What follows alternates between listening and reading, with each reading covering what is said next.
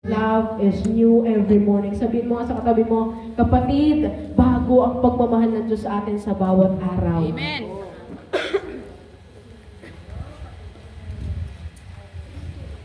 Again, maaaring palagi na nating naririnig, pero wag nating isipin na katang isip lang yung pagmamahal ng Diyos para sa atin. Na hindi lang siya basta movie, na may pinapako, may sinasakta, may inahampas. Totoong nangyari po yun. And doon po sa history na ang anong earth ay walang generation na hindi napag-usapan si Jesus. Kung bakit sa dami-dami ng babasusin ng mga tao sa buong mundo, bakit si Jesus? Pansin niyo po yun. May anti-Christ. Diba? Wala namang ibang kulto, diba? Kung bakit laging si Jesus yung kinokontra? Sabi nga, ito natutunan ko ito dati kay Nanay. May nakita ba kayong peking 20? Meron. May nakita po ba kayong peking 80 pesos na buong? Wala. Kasi po walang ganon. So maraming nag-fake, marami ang nag-aantay, maraming kumakalaban kay Jesus. Bakit? Siya ay totoo. Sabihin mo sa katabi mo, totoo siya. Mahal ka niya. Mahal ka niya. Ito, isa pa, ito. Yan, mga kabataan. Makinig. Lahat po tayo, sabi, pagka si jowa, or si asawa nagsabi ng I love you, nakita na ako sumasabog sa kilig. Talaga naman, namumula ang mga pisngi. No, kahit hindi ka pula-pula. Masakit ang panga. Pagka, alam niyo po yung feeling na hindi mo maalis yung smile sa isang sa mukha mo. Nakakasakit ang panga, nakakangalay. No? Nararanasan kapag tao ang nagsasabi. No? Pero pag sa Lord, parang wala nang impact. Ate, grabe naman. Meron naman. Meron namang impact. Ngayon, bukas wala. Joke lang po. Alam niyo po, yung katigasan ng puso natin, ang reason po nan is yung sin na ginagawa natin today.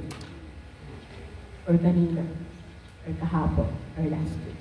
Yan po yung reason kung bakit tumitigas yung puso natin. Na kahit anong sabihin sa'yo ng kapatid mo sa Panginoon dito sa simbahan, or kahit sa social media, nag-scroll ka, tapos nabasa mo, ibigay ka ng oras sa Panginoon. Di ba? Nada po ba sa inyo? Ang mensahe ng Panginoon ay para sa iyo. Di ba may mga ganon sa YouTube, sa Facebook. Kahit nababasa mo siya, kahit nakikita mo siya, or kahit may mga social media influencers na mga lingkod ng Panginoon na ginagamit para padaanin sa'yo na mahal ka ng Diyos, give some time for me, anak. Hindi na ganun katindi yung epekto. No, minsan pagka nakita mo yung may merong yung convo ng mag-jowa, ayun, isi-share pa yun. Nakikita ang pag-ibig sa katabi mo, sa loob ng room. Ayun, sineshare pa yun. O kaya sa katrabaho. Ay, wala. No, the thing is, ito po yung pinaka-nakakalungkot sa ating mga tao. Kung bakit matigas yung puso natin? It's because of the sin. Yung paborito mong kasalanan. Kung bakit parang wala nang talab sa'yo yung pagmamahal ng Diyos. Pero alam niyo po, yung pag-ibig ng Diyos, it conquers all. Katigasan ng ulo natin, katamaran, sa lahat ng bagay. Apaka-iksi lang po ng mensahe ng Panginoon ngayong umagang ito. Wala po siyang ibang gustong sabihin. Kundi, ako yung kayang maglinis sa'yo. Ako yung kayang mag-ayos sa'yo. This is one of the common example na lumapit tayo sa Kanya, di ba? Walang may-ari ng kotse na magsasabing, saka na ako lalapit sa car wash kapag malinis na ang kotse ko. Wala. Kaya tayo lang pumupunta ng car wash, no? Ate, walang car eh. Kaya ang may-ari ng kotse pumupunta para magpa-car wash. Bakit? Madumi yung car niya. At para ma-wash ito. Kaya siya car wash. No, ang Diyos ay naglilinis at nag-aayos ng buhay. Sa Kanya po tayo lumapit. Alam niyo po, napakaraming term sa atin na maririnig natin, mababasa sa leaders natin, sa pastor, na it's Jesus the way. Jesus' ways of saying, I love you.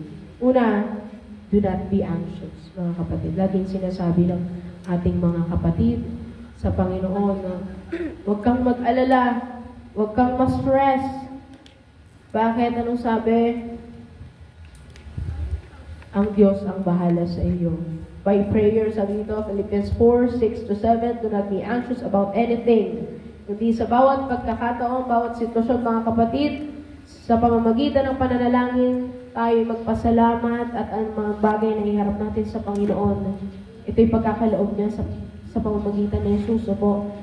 At ang sabi sa verse 7, the peace of God, which transcends all understanding, will guard our hearts and our minds in Christ Jesus. Mga kapatid, araw-araw ng buhay natin, di ba? May mga bagay na nakaka-stress. Huwag mo titingnan katabi mo. Sabi ko lang, nakaka-stress. Huwag mo rin isipin. Then, totoo po yan, kahit sa loob ng bahay, sa school. Ako po, personally, sa school talaga, so much stress po talaga yung nararanasan ko. Alam po yan ni Sister David. Happy talaga mo. Lagi mo ko tayo, nakaka-stress. Anong gagawin natin? Ganun siya lagi. Anong gagawin natin? Sabihin niya sa akin. Di ba may tinatawag na prayer. May tinatawag din kasipagan. Kaya, so, pag sinabi ng Lord na, huwag ka mag-alala, it's His saying na mahal ka niya, mga kapatid. Kasi pag sinabi niya huwag ka mag-alala, hindi lang yun basta paalala. May ginagawa ang Lord. May pagkilos ang Panginoon. Diba? So, minsan, para sa buhay natin, parang mas madali bang, parang mas nagtitiwala pa tayo sa, sa waiter sa restaurant. Kasi we will have our order. Na minsan di natin alam kung paano pa nga siya basahin. May mga menu na parang hirap basahin. Pero sasabihin mo sa waiter, this is my order. A pasta with mashed sushi. Diba? Sabihin natin. Tapos, hayaan mo lang, nalulutuin niya yun, tapos dadalhin niya sa table mo. Hindi mo nga alam kung yun ba talaga yun, diba? Minsan, diba? Tulad kahapon, kumain kami ng yan, sa napakasarap at murang-mura na. Diyan sa Jingber. Ayan, napakasarap. The best niya. Pag gusto mo ng, tawag dito? Gusto mo ng, mura, pero marami. Pero marami pa. Ayan. Mura na marami. Kita ka dyan. Kuhain po kami ng kagabi kasi sabi ko, matapos po ng live namin, lampara po, like and follow. Diba, yun. Sabi po, nag-live kami, medyo parang, feeling namin gusto namin lumabas, pahangin. Di man nakakapagod, pero yung alam yung feeling na sa kwarto ka lang, nasa bahay. Gusto namin, yan, pahangin kami, lapit ng hangin sa labas. Punta kami doon. Tagal namin mamili ng ng menu, kahit may picture na po. Kita na namin ano yung nakakatakam. Ayan, pili kami, breaded chicken. Namimili kayo ng mura. Breaded liempo. Tapos may in-order po kami, tigit-isa po kami dito. Tapos may in-order po kami isang parang sabaw. Ano nga yun, Tess? Sinigang na... Sinigang na baboy. Baka may Cebu eh. Sinigang na goma eh. Hindi, yun po. Kumain kami. Hindi ko naman alam anong uri ng ng sinigang yung luto. Diba, pero pinagkatiwalaan namin si ate na maganda na nandoon sa yung ating waitress doon. Pinagkatiwalaan, anong uri ng, sinigang. Yung kanyang dadalhin sa aming hapag. Hindi namin siya, ate, gusto ko, maraming, kaasiman. Kasi, maraming papaasim. Maraming gulay. Kung ano yung inihain niya, tinanggap namin. Na minsan, sa buhay natin parang mas madali pang pagkatiwalaan yung mga ganung bagay. Kesa sa Diyos na nagbigay sa'yo ng buhay. Mga kapatid, may I remind you, sabi niya, ang pag-ibig niya para sa'yo ay bago sa bawat araw. Another one, other term or other way is Jesus para sabihin sa iyong mahal ka niya. Sabi niya, do not be afraid. Huwag kang matakot. Ayan, sulat mo yan. Sige. Alam natin, Isaiah 41:10. No? Huwag kang matakot. Ako ang iyong Diyos. Ako ang iyong Panginoon. Do not be dismayed. For I will be... Sorry ba? Matthew 5:8. Sabi niya doon, I will uphold you with my righteous right hand. No? Pero minsan sa buhay natin, nakakatakot pa rin. Tama po? Lalo pag may nangyayaring hindi ayon sa kalooban natin. Sino dito yung natakot kahapon? Or last week or last month? Taas ang kamay. Let's be honest. Ako po, natakot po talaga ako. Kahit sa mga simpleng bagay, sa dilim, o kaya sa teacher mo, sa ipis. Nanginginig pa, ano. Kaya sa mga bagay po sa buhay natin, sa mga sitwasyon sa buhay natin, ramdam natin hindi natin control, no po, yung buhay. Na kahit meron tayong pinlano, may mga bagay na aayon sa gusto natin, pero maraming bagay na hindi umaayon sa gusto natin. Bakit? Gustong sabihin ng Panginoon na hindi ikaw ang control sa buhay mo. Hindi ikaw ang may hawak ng remote control. Hindi ikaw may hawak ng manibela sa pagmamaneho sa buhay mo, yung journey mo, kundi ako. Kapag sinabi ng Panginoon na huwag kang matakot, lagi yun may katutong na sasamahan kita. Amen? Other way, sabi niya, I will never leave you. Yan, diba? Nor forsake you. Kaso minsan, pag may problema talaga, feeling ko, iniiwanan ako ng Diyos. Pagka talaga may problema, minsan feeling ko, pinababayaan ako. Ganun pa no? Pero aminin natin, mga kapatid, sa buhay natin, minsan feeling natin, di tayo pinapakinggan ng Lord. Tama po. Minsan, feel natin napabayaan. But the Lord is so good, mga kapatid. Lagi niya sasabihin sa'yo, I love you. Ano po pinag-usapan natin ngayong umagang ito? It is the amazing love of the amazing God. Ayan po, ang ating pinag-usapan ngayong umaga. Yung amazing love ng amazing God. Sa Tagalog po na amazing, kahanga-hanga. Diba? Sa bawat oras, mga kapatid, sabihin niya sa'yo, sinasamahan kita. Ayan, marami pa yan. And the last, di ko na masyadong papangitin pa yung iba. Marami yun. And sabi niya doon, other way, ng pagsabi ni Jesus na mahal ka niya, is this. Ibinigay ko ang buhay ko para sa'yo. That's the greatest thing na nabasa ko, napanood ko, nalaman ko sa buhay ko, mga kapatid. And I pray na ikaw din, na kapag sinabi, ano yung naging paborito mong gift sa buong buhay mo? Walang ibang sagot kundi si Jesus. Amen? Hawakan mo nga yung puso mo ngayon. Every time, mga kapatid, na feeling mo you're abandoned, you're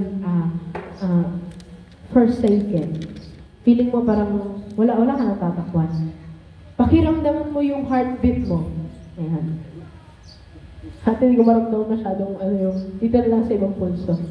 Basta pakiramdaman niyo po yung heartbeat niyo, mga kapatid. At pikit kayo, lagi niyo isipin that is heartbeat. Sa symbol, na mayroong Diyos na sumasama palagi sa akin, na gumagabay palagi sa akin. Yan po yung sign na malalaman yung mahal na mahal ka ng Panginoon. Why? You are still alive and your heart is still beating. Kung bakit tayo nakakalapit sa Ama, it's because of Jesus, mga kapatid. Kaya tayo buhay, it's because of Jesus. Lagi po nating tandaan kung ang pag-ibig ng Diyos sa bawat araw ay bago. Sa buhay po natin, yung pagpapasalamat din po natin should be new every morning. Laging nire-restore din ng Lord yan. Kasi minsan, di ba, parang sa buhay natin, parang yung Sunday, narinig mo, mahal ka ng Diyos. Yung verse of blessing, ayan, meron. Pero may blessing, which is si Jesus. Pagdating ng Monday, minsan din na natin naalala. Kaya nga laging sinasabi, open your Bible. Open your notebook. Hold your ball pen and write something sa yung notebook na tinuro sa'yo ng Lord. Bakit po? Kasi para maalala natin bawat araw, mga kapatid. Kasi sa mundong napakagulo, Kahit mamaya lang paglabas mo, pwede mo makalimutan Amen. yung mga pinagsasabi dito sa unahan. Kaya sabi ko lagi, ang lagi nating sasabihin, yung word ng Lord. Kasi pag word ni Ate Karil, makakalimutan nyo yan ilang minuto lang, or ilang oras lang. Pero pag yung salita ng Diyos, inuukit na yan sa puso mo. Kaya lagi mo pang pakiramdaman yung heartbeat mo. The Lord is saying, mahal kitang anak. Marami pang I love you si Lord sa buhay natin. Pero ito, ang tunay na nakakaranas ng pag-ibig ng Diyos, may bunga po. Ayan, dito na tayo sa bunga. May bunga. Ayan. Ate, anong prutas yan? Yan ba yung kinain ni Eva? Yan. Hindi po. Ayan, pag si Lord ang like, I love you, mayroong sa puso natin pagpapasalamat. Number 1 yan. Nagpapasalamat ka ng lubos. Yung tunay na nakaranas ng pagmamahal ng Diyos ay nagpapasalamat ng lubos. Sinabi doon yung babaeng yung sa alabaster jar, binuhos niya sa paa ni Jesus at ginamit yung hair niya para punasan yung paa ni Jesus. Ano sabi doon yung kausap yung sumagot si Peter, di ba? Sabi ni Jesus, sino yung lubos at na magpapasalamat doon sa nagpautang? Kasi isa parang pinautang niya 500, isa 50 pesos lang. Sino yung mas magpapasalamat dun sa dalawang yun? Yun yung mas malaki yung utang. Diba? Sa atin sa buhay natin, inaamin natin tayo everyday nagkakasala. Kung alam natin sa buhay natin na wala tayong ibang deserve kundi yung puon ng Diyos, pero minamahal niya pa rin tayo. Tayo yung tao na dapat mas nagpapasalamat. Amen po ba? Pangalawa, ito po yung sinasabi ng Lord. Ito din po yung ginawa niya. Number 2 po, na bunga. Ito talaga namang later we'll talk about po sa fruit of the Holy Spirit. Pero ito po yung mga bagay na ginawa ni Jesus sa atin. And, natatransform tayo nito, nagawin din natin siya. Una, nagpapasalamat. Pangalawa, nagpapatawad. Pag alam mo, kapatid, na pinatawad ka ng Diyos, sa puso mo, alam mo, na dapat ka rin magpatawad. Ano man yung bagay sa puso mo ngayong oras na ito? O kahapon, na nangyari, or last year, or last 10 years, no, na naka-impact dyan sa puso mo. Pag alam mo, Diyos na nagpatawad sa'yo, hindi ganun kahirap ibitaw sa harapan ng Panginoon na magpatawad din. Galit man yan, o tampo, grabe naman yung tampo, 10 years.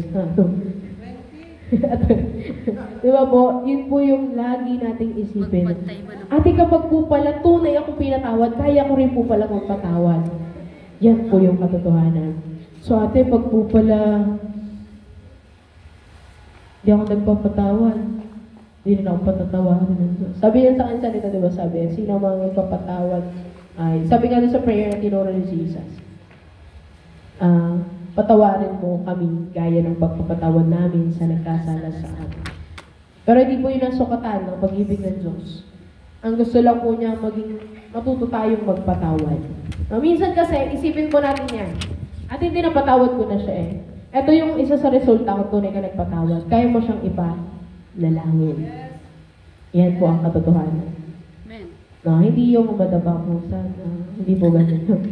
Wala po ng kabubuhay. Wala, hindi po ganun yun. The third thing po, giving, or pagbibigay.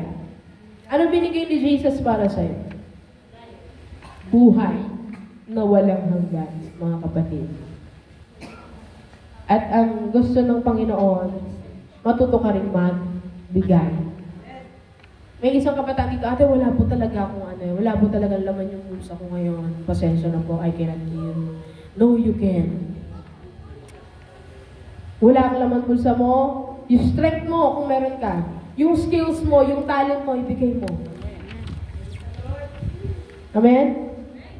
Ilaan mo sa Panginoon. Yung kahit lang kasipagan,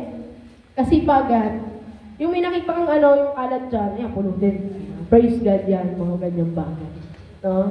Papurihan ng Diyos sa buhay mo kung ginagawa mo yan. Bakit? Sa Diyos walang sinong pinakamagaling. Tandaan niyo po yung nag-uusap ng mga disipulo, sino pinakadakila pagdating sa karya ng langit. Diba? Kaharian ng Lord. Hindi para sukatin ng Diyos kung sino yung pinakamagaling sa atin. Lalo-lalo na dito sa loob na to. Wala. No? Kaya ako, I'm so blessed dun sa mga bagay, mga tao na diba, nakita mo, may mali, may kulang. Isa pa to sa bunga. No? Pag ang Diyos ang nagsabi sa'yo, may pinakita sa'yo na may kulang. Sa music team, sa dance team, sa mga upuan, sa ating stage, sa ating magiging mga sound system. Pagka po ang Diyos ang nagsabi sa'yo, eto po nangyayari. May gagawin ka. Amen. Pero pag ang enemy ang nagsabi sa'yo, wala kang ibang ginawa kundi magputa, mamula. May mali doon. May mali dyan. May mali dito. Ito na lang. Nahigit ata yan. Ano po? So ate, kaya ko palang i-distinguish ate kung sa Lord ng mula yung naririnig ko or nararamdaman ko. Yes, you can. May bunga kasi na maganda kapag galing sa Diyos. Amen? Diba? Sunod po, mayroong acceptance. Ayan. May acceptance pagtanggap sa mga bagay sa buhay natin. Lalo na pagtanggap natin, pag-acknowledge natin kay Jesus bilang Panginoon Diyos at ating tagapagligtas. So po, sunod po, may faith. At Tagalog po, pananampalataya.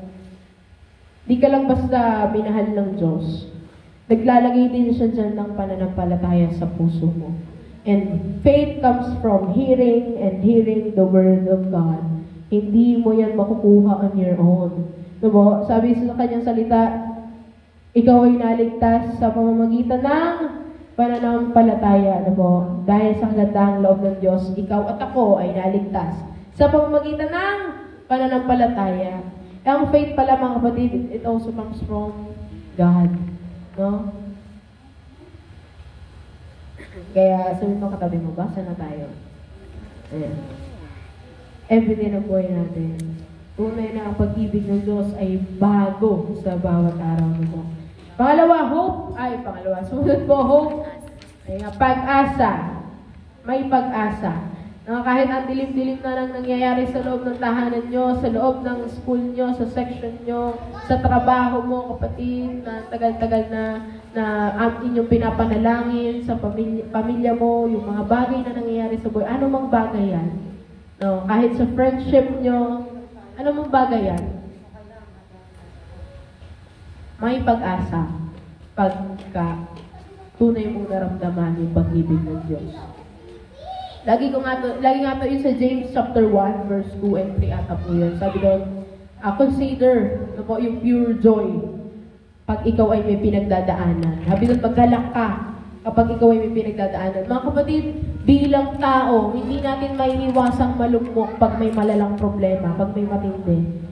Huwag natin i-deny na tao tayo. We have human emotions, mga kapatid.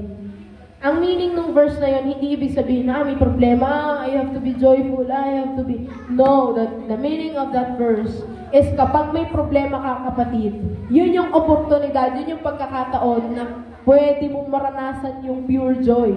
Kung saan ka lubog na lubog, kung saan ka sitwasyon mo hinang-hina, walang-wala, yun yung pagkakataon kaya mo sabihin, I am strong. I am rich because of Jesus. Amen? Tulad nung sinabi sa kanta, diba, sa Give Thanks. Give thanks with a great... Sabi doon, lahat ng mahihina, sabihin nyo, I am strong. Sabihin mo nga, I am strong. Lahat ng mga nahihirapan or mahirap ngayong oras sa ito, sabihin mo, I am rich. I am rich. Kaya ba dahil kay Jesus, so po, and higit sa lahat yung love, ito yung resulta talaga. Yung love, mga kapatid. You can love someone na hindi ka mahal-mahal. Ganyan magmahal ang Diyos, mga kapatid. Tulad natin na mga hindi ka mahal-mahal. No? Don't be self-righteous. Walang sino man ang righteous kundi si Jesus Christ lamang. Again, kung ba tayo tinatanggap ng Ama, dahil we have Jesus. Kapag tinanggal si Jesus, anong tawag sa atin? Filthy rag. No, isa tayong mga maruruming basahan sa harapan ng Panginoon. You're not good, I'm not good. Walang good sa atin. Walang deserving sa atin. But we have, sino? Jesus. Again, kung ba't pinakikinggan ng Diyos yung pangalan mo. Amen. Yung panalangin mo. At yung daing ng puso mo. It's because of Jesus. Bunga! Eto na. Sa ating mga pag-ugali, mga kapatid, dito ako dating talagang tusok na tusok. And even ngayon, mga kapatid, talaga naman. Galatians 5:22-23. Yan. The fruit of the Holy Spirit. Sino mo nakaka-memorize, no? Love, joy, peace, forbearance, kindness, goodness, gentleness, self-control, faithfulness. Ayan.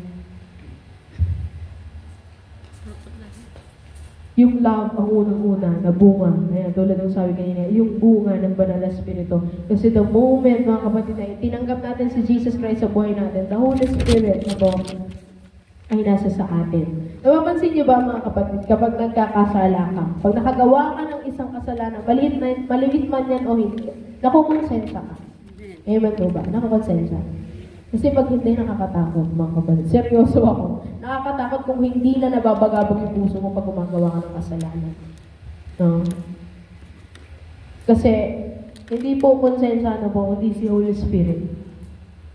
So, meaning, kapag po pala nagkakasala tayo, tapos may something in our hearts na parang malito it's the Holy Spirit. Kasi minsan, think natin, or pag-isip natin, perspective natin, pag nagkakasala tayo, nawawala sa atin si Holy Spirit. Diba? May ganun po ba tayong perspective? Aminado po ako, ganun po dati yung isip ko. Kapag mali ako, pag makasalanan ako, si Holy Spirit umaalis sa akin. No. Hindi ganyan ang Diyos natin, mga kapatid. Hindi ka niya iiwan dahil makasalanan ka. Hindi ka niya iiwan dahil marumi ka. Bagkus yayakapin ka niya. Kasi ganun siya magmahal. Huwag mong isiping pinababayaan, iniiwanan ka ng Diyos sa tuwing ikaw ay nasa kasalanan or kapag pinipili mo ang kaaway over Him. Diba? Huwag natin isipin yun. So again, the fruit of the Holy Spirit is love. Love. Mahal mo ba yung katabi mo? Paano?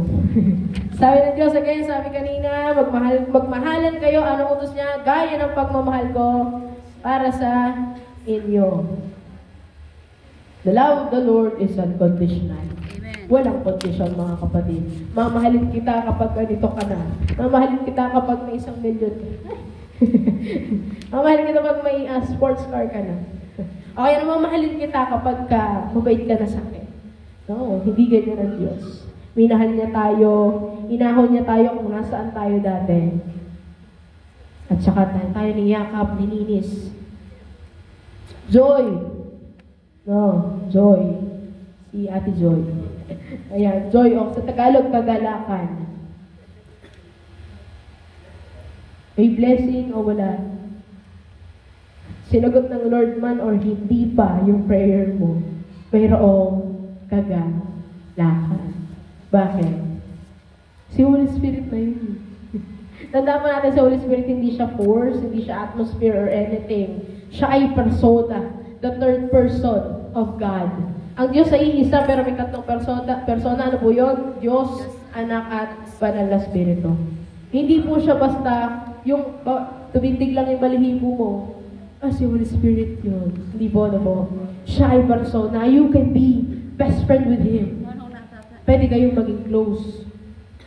Everyday ng buhay mo, you can feel His presence. Amen. And yung presence niya, it brings joy, mga kapatid. Third po, sabi, peace, kapayapaan. Yan. Ate, sa barangay namin, walang peace. For information, mga kapatid, praise God. Sa aming barangay talagang dinadala ng Panginoon yung kapayapaan. And praise God sa ginagamit ng Lord sa buhay ng ating mga kapatiran. Sobrang buti ng Panginoon kasi dati sabi ko paglalabas kami talaga sa katutak ka. Anong oras na yung mga bata, hindi pa rin talaga sila uuwi. Pero ngayon pag nagdaan kami. 20 anyos na nakakalakad na kami pag may inutusan o kaya may bibilhin. Pag may kukunin sa church naman. Yung mga bata talagang sila, gantong oras, nasa loob na ng tahanan. Yeah. Bihira na yung naghahabulan ng itak. Nagbabatuhan ng bote. Bakit? Alam niyo ba, mga kapatid, ito, I believe dito sa bagay na to. Hindi ito papuri sa atin.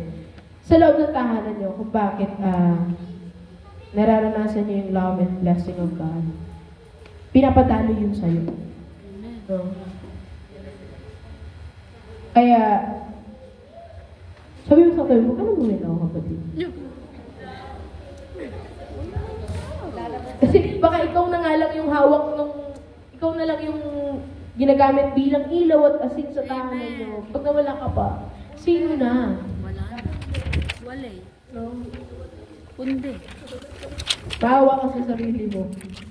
Mahawa ka sa pamilya mo. You know, anong klaseng lugar yung patutunguhan ng walang Diyos. Baka nga napanood mo pa yun di ba? May mga ganun illustration. Kung hindi, ang impyerno mga kapatid, hindi lang madilim na lugar. Ito'y dagat-dagat ang apoy. Amen. Kung sa tubig pa lang, pagpunta mo sa dagat, hanggang dito pa lang yung tubig, ay! E paano pa pag dagat-dagat ang apoy na? Mapasok pa lang kayo ng takore. No? Sakit. Ang sakit. At more pa doon. At yun po ay torment po talaga. Amen. Kaya sunod yan, forbearance, kindness, goodness. Dapat meron po tayo ng pagtitiis, yung ating perseverance, pagiging patient. Amen? Yung kabutihan. Ayan. Mabait ka ba dyan sa iyong katabi? Ano? Ano ba sa friendship, napansin ko lang, pag sobrang close na, yung okra, yan talaga naman. Yung hilat siya ng buhay na parang yun yung way of saying ng mga friends or close friends natin na pagbungad sa'yo. Ang ano-ano. May mga ganun. So, makikita natin sa buhay natin yung dapat yung kindness and goodness. Kasi yun yung pinapakita at yun yung gusto ni Lord na gayahin natin sino? Si Jesus. Next po is yung faithfulness. Yan. Yung pagiging tapat. Yung gentleness. Ito. Aray, agoy-agoy ako dito dati. Talaga naman sa buhay. Talaga. Ano kasi ako dati pag pinagsasalita mo ako, talaga, tahimik, mahina pa po sa lamok. Pero pag nasa bahay po ko, pag po may ginawang mali si Tayo talaga naman, abot hanggang ka na ati tawalay ang boses ko. Ano na naman to? May kasama pang ano yan. Pero, and then I realized, kahit yan sila Steph, alam nila yan doon talaga. Kahit nagsaserve na ako dito sa church, unting bagay, papainit talaga ng ulo ko. But the Holy Spirit teach me about how to be gentle. Amen. Totoo yun. Sing banayad na. And lastly, self-control. Ayan. Tulad kagabi. Nasa Jingber. Hindi na namalayan kung ilang rice na, ano. Ilan na iba? At saka yung ating, minsan sa sobrang galit natin, nakakapagsalita tayo na hindi maganda. Minsan, pagtapos noon, kinabukasan, o kaya sapit ng gabi, saka natin napagsisisihan. Yung nasabi ko, yung nagawa ko, ayan. O kaya kahit may dadaanan ka lang, hindi mo matiis, walang self-control, na hindi mo lang naitin na yung katabi mo. Self-control, ayan. Pagpipigil sa sarili. Basahin niyo po mga kapatid sa inyong bahay. 1 Corinthians chapter 13, verse 4 to 8. That's the love. That's the meaning of love. Aralin niyo po yan. Buong week po na ito, sige po, himay-himayin niyo po the meaning of love. That is love. And pray to God, Lord, gusto ko to. Gusto ko ng ganito. 1 Corinthians chapter 13. Po, naisin natin ang pagmamahal. Amen.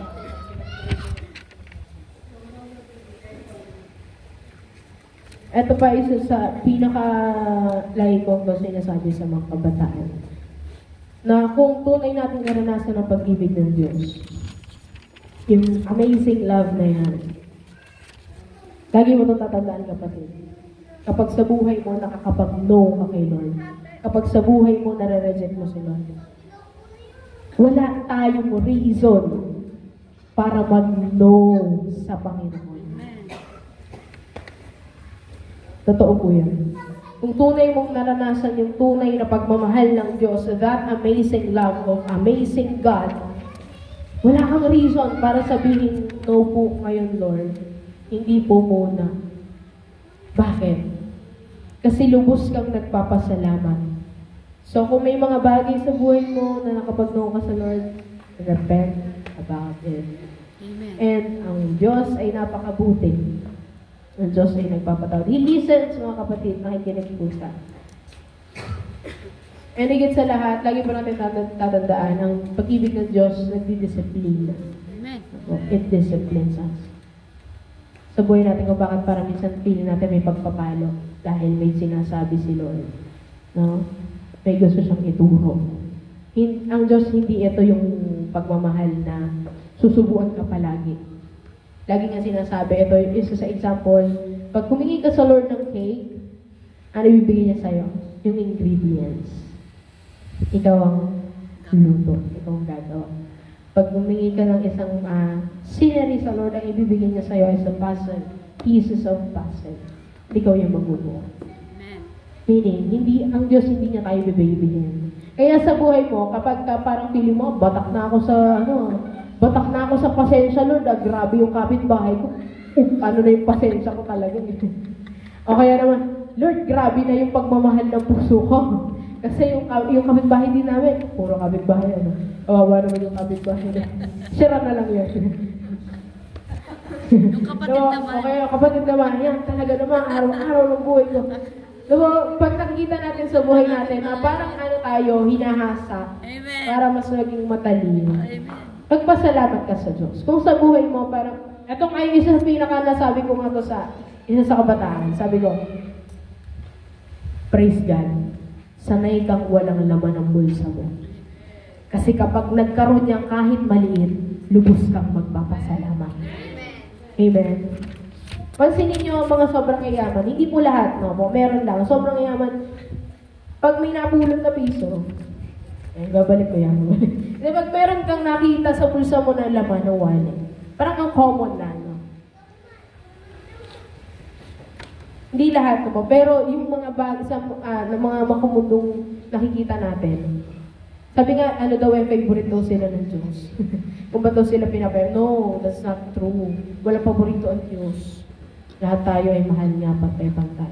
So yung, again, ang pag-ibig ng Diyos, dinidisiplina talaga tayo. Amen. At lagi nating tatandaan that His love is new every morning. Pag-gising mo, kapatid, kung ngayong gabing to, ngayong araw nagkasala ka, humingi ka ng tawad, at pinatawad ka ng Panginoon, kinakalimutan niya, nagre-repent ka, nagbabago ka ng isip mo, ng pamamaraan mo para mamuhay.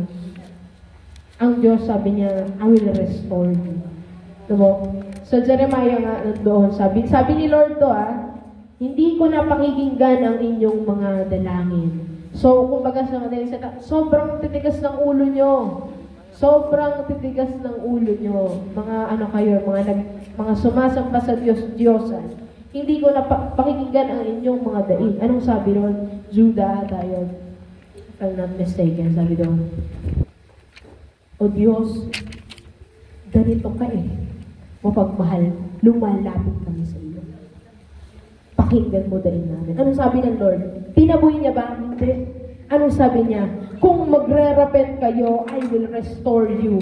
At magsaserve kayo sa akin. Ganyan kabuti ang Panginoon. Pero please, mga kapatid, wag po nating abusuhin ang pagmamahal ng Diyos. Kasi may tinatawag pong wrath of God. And hindi ko po kayo tinatakot. I just want you to realize kung gaano kakamahal ng Diyos na sa bawat araw ng buhay mo, binibigyan ka niya ng napakaraming chances. Another day, another chance para mag-ayos ng buhay. Para sa glory ng Panginoon. Araw-araw ng buhay mga kapatid, pwede mong maranasan that amazing love that comes from amazing God. Mari ko po kayo maniyahan tumayo mga kapatid.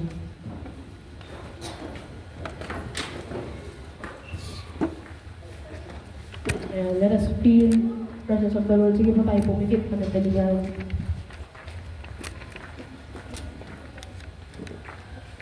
Salamat sa Panginoon sa kanyang mensahe.